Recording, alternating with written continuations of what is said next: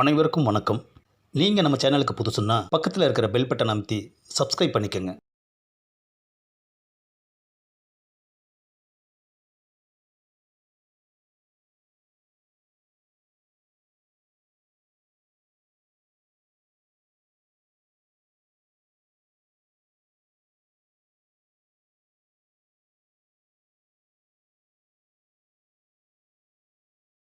அன்பு பார்வையாளர்களுக்கு வணக்கம்.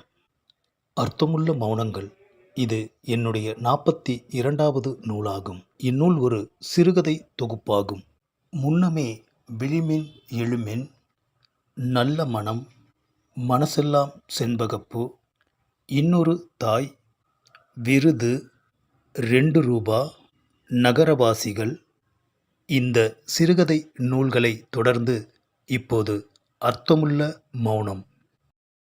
இதுவரை நான் எழுதிய நூல்களில் அதிக நூல்கள் சிறுகதை தொகுப்பாகும்.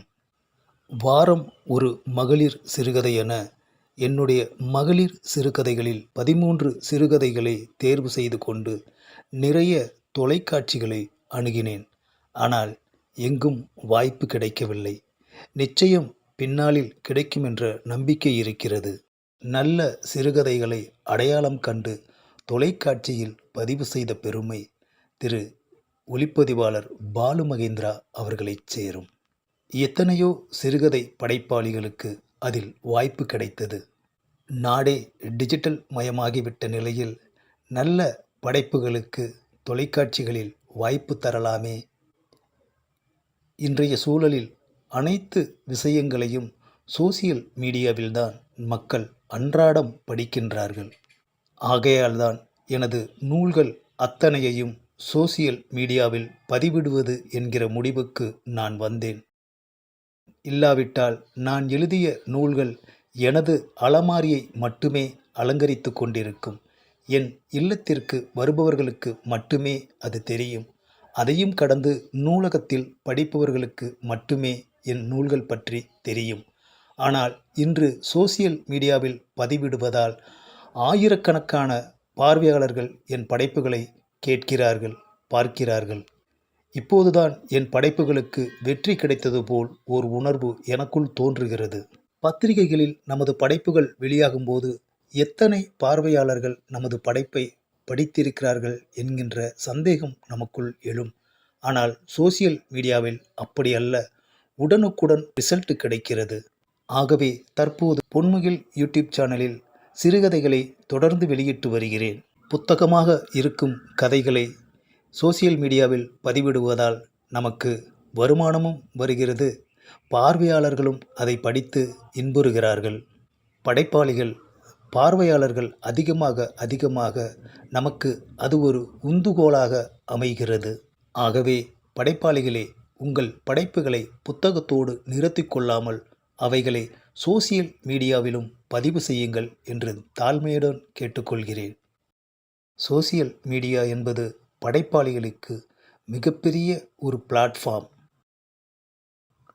அர்த்தமுள்ள மௌனம் இந்த சிறுகதை தொகுப்பில் அன்புக்கு அழிவில்லை, மலர்ந்த உறவுகள், விடுகதை, அர்த்தமுள்ள மௌனம், ஈரம், கோடுவேர்டு, அட்வைஸ், சீருடை, நட்பு, தூய்மை, காதலுக்காக, பொன்னாத்தா, நினைத்தது நடந்தது, புதுசு, அன்பின் காரணம், தாயின் பெருமை, ஏழ்மையிலும் மகிழ்வுண்டு, சிறுவனின் மனசு, இப்படி 18 சிறுகதைகள் இதில் இடம்பெற்றுள்ளது.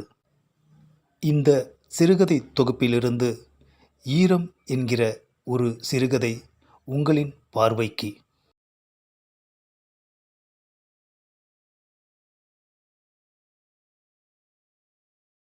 மகள் சிவகாமியின் வீட்டிலிருந்து திரும்பிய ராஜத்தை வந்ததும் வராததுமாய் திட்டி தீர்த்தான் மகேஷ். உங்களுக்கு புத்தியே கிடையாதா? போன இடம்தானா?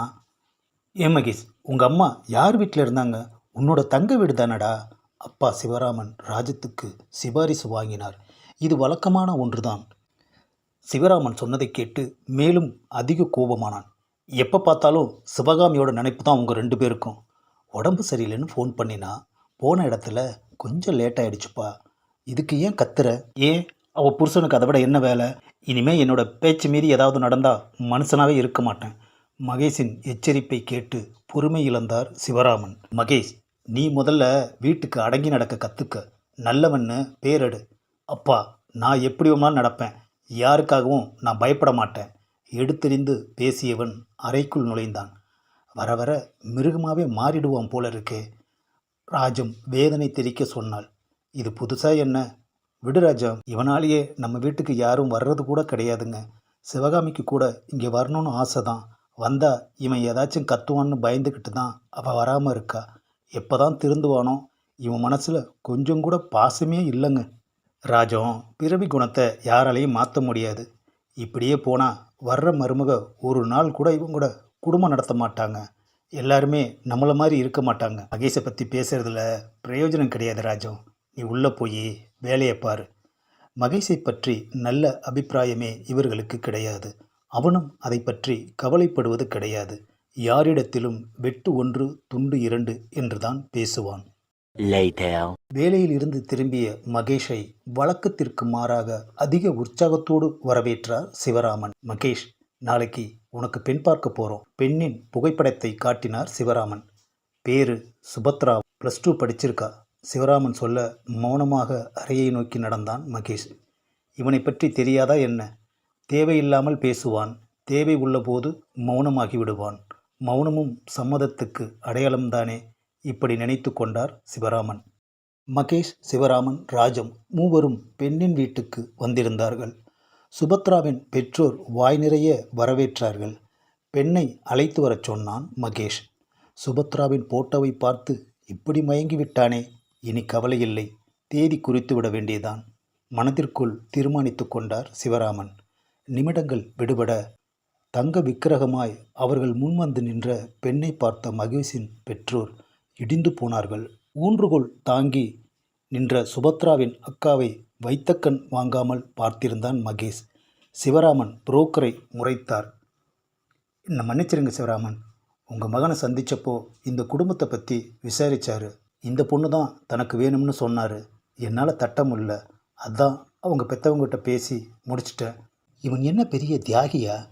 இவளுக்கு வாழ்வு தருவதற்கு லட்டு போல் தங்கை இருக்க அக்காவை ஏன் மகேஷ் தேர்ந்தெடுத்தான்? சிவராமன் குழம்பி போனார். மகேஷ், என்ன இதெல்லாம்? எனக்கு இவங்கள தான்ப்பா பிடிச்சிருக்கு.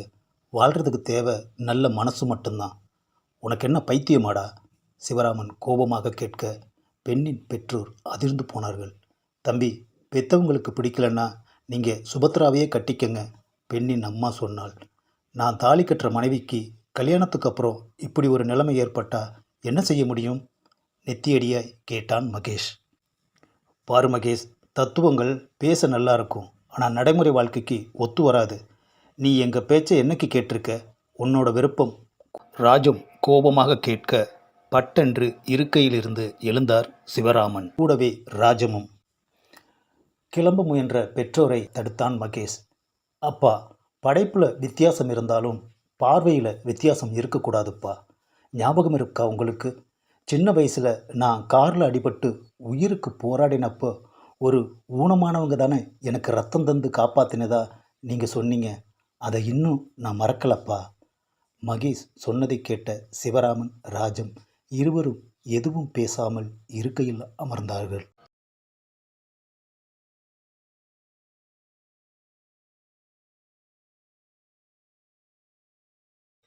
இந்த பதிவை லைக் பண்ணுங்கள், ஷேர் பண்ணுங்கள், மறக்காமல் சப்ஸ்கிரைப் பண்ணுங்கள்.